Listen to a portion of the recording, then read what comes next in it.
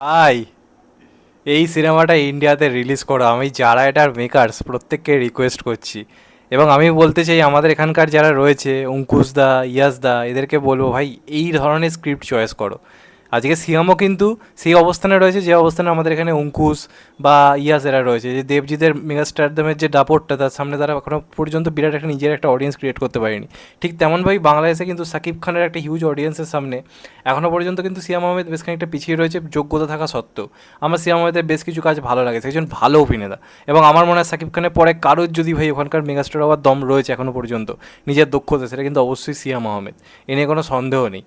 তো আজকে চলে এসেছে জঙ্গলির ট্রেলার।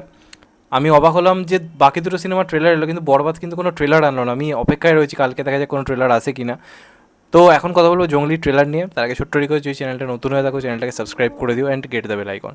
তো আমার কিন্তু ট্রেলারটা মাইন্ড ব্লোয়িং লেগেছে ভাই, মাইন্ড ব্লোয়িং লেগেছে। আমি এখানকার যারা বাংলার রয়েছে না তাদের থেকে আমরা ঠিক এই ধরনের সিনেমা আশা করি, মন থেকে বলছি।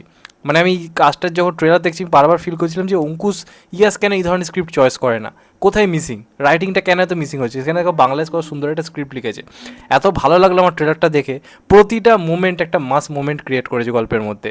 এখানে যে ক্যারেক্টারটা প্লে করেছে মূলত সিয়াম আহমেদ, সে বহুবার প্রেমে একটা টাইমে আর কি ছেঁকা খেয়েছে, বাবা মার কাছেও সে খুব একটা ভালো ছেলে নয়, নিজের রাগ কন্ট্রোল করতে পারেনি এবং এই রাগ ওকে জাস্ট শেষ করে রেখে দিয়েছে। এবং প্রেমে ব্যাঘাত হওয়ার পর থেকে পুরো একদম পাল্টে গেছে, মদ ফদ খেয়ে থাকে, নেশা করে থাকে, পড়ে থাকে, এবং সবাই ওকে জঙ্গলি বলে ডাকে। সে এলাকার চারপাশের কোনো মেয়ে হোক বা প্রতিবেশীর হোক, ওদের সবার কাছেও জঙ্গলি। এবং ও একটা নিজের মতো করে লাইফ তৈরি করে, যে লাইফ নিজের বরবাদ হয়ে গেছে, নিজেকে শেষ করে ফেলেছে।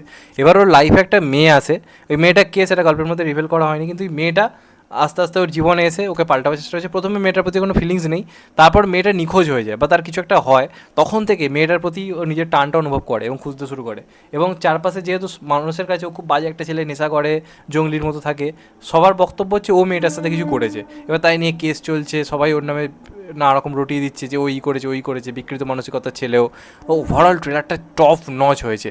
বেসিক্যালি অ্যাকশান এবং লাস্টের যে মোমেন্টটা, বাবা মেয়ের কথা হচ্ছে এক একটা করে এবং তার সঙ্গে সঙ্গে অ্যাকশান হচ্ছে, ওই যে পোর্শনটা কিন্তু ভাই টপ নচ হয়েছে। ওই জায়গাটা আমার মারাত্মক লেগেছে, আগুন লেগেছে, এই নিয়ে কোনো সন্দেহ নেই। ওই জায়গাটা কিন্তু মানে ব্যাডাস করেছে লিটারেলি, আমার দারুণ লেগেছে ওই পোর্শনটা। এবং তার সঙ্গে সঙ্গে তো পুরো ট্রেলার জুড়ে যে অ্যাকশন সিনগুলোকে যেভাবে শ্যুট করা হয়েছে বা যে লার্জার দ্যান লাইফ স্কেলে সিনেমাটাকে শ্যুট করা হয়েছে, সেটাও খুবই প্রশংসার যোগ্য। সিয়াম আহমেদকে চমৎকার লাগছে, বাচ্চাটার সঙ্গে তার কেমিস্ট্রিটা খুব ভালো লাগছে। তো মারাত্মক লেগেছে, মানে আমি সিয়াম আহমেদের যত দিন যাচ্ছে না ফ্যান হয়ে যাচ্ছে, আমার এই ছেলেটাকে দারুণ লাগে, দারুণ লাগে। এবং আমি এক্সপেক্ট করছি আমাদের এখানকার যারা রয়েছে তারা এই সিনেমাটা থেকে অন্তত কি ইন্সপায়ার্ড হোক, এরকম কিছু একটা করুক। অনেক দিন ধরে সিয়াম স্ক্রিপ্ট নিয়ে কাজ করে তারপরে সিনেমাটা করতে রাজি হয়েছে, বোঝা যাচ্ছে কেন, এর স্ক্রিপ্টে কিন্তু দম রয়েছে। আমি জানি না বরবাদ এবং দাগের সামনে কীভাবে এই সিনেমাটা ওয়ার্ক করবে বলে, তবে আমার মন বলছে এই সিনেমাটা বরবাদকে ছাপিয়ে দিতে না পারলেও দাগিকে কিন্তু ছাপিয়ে যাওয়ার চান্স রয়েছে। কারণ প্রপার ঈদে একটা লোকে সিনেমা হলের থেকে যে সিনেমাটিক ফিলটা চায় না, সেটা কিন্তু এই সিনেমাটার মধ্যে রয়েছে। বরবাদ তো সব থেকে বেশি এগিয়ে থাকবে কারণ সাকিব খানের সিনেমা বলে কথা, কিন্তু তারপরে কিন্তু এই সিনেমাটার সব থেকে বেশি চলার আমার মধ্যে চান্স রয়েছে। অন্ততপক্ষে তিনটে সিনেমার তিনটে রকম জিনিস দেখার পরে আমার মনে হচ্ছে কোথাও গিয়ে। তো জঙ্গলির জন্য অনেক শুভকামনা রইল। এরকম সিনেমা সত্যি আজকের দিনে দরকার। নতুন স্টার উঠে আনতে গেলে এই রকম লেভেলের স্ক্রিপ্ট কিন্তু লিখতে হবে। লুক অ্যান্ড ফিল থেকে শুরু করে সিয়াম আহমেদের লুক সবটা চমৎকার লাগছে। আমি ইন্ডিয়া থেকে দাবি জানাচ্ছি ভাই এখানে রিলিজ করো। আমি জাস্ট লিটারেলি ওয়েট করতে পারছি না সিনেমাটার জন্য, মন থেকে দারুণ লেগেছে। তোমাদের কেমন লেগেছে অবশ্যই কমেন্ট করে জানাবে। চ্যানেলটা নতুন হলে চ্যানেলটা সাবস্ক্রাইব করে দিও and get the bell icon. ভালো থেকো সবাই, টেক কেয়ার, নমস্কার, আবার দেখাবে। এখন তো বাই, সবাই ভালো থেকো, সুস্থ থেকো, নমস্কার, টেক কেয়ার, আবার দেখা হবে, ভালো থেকো।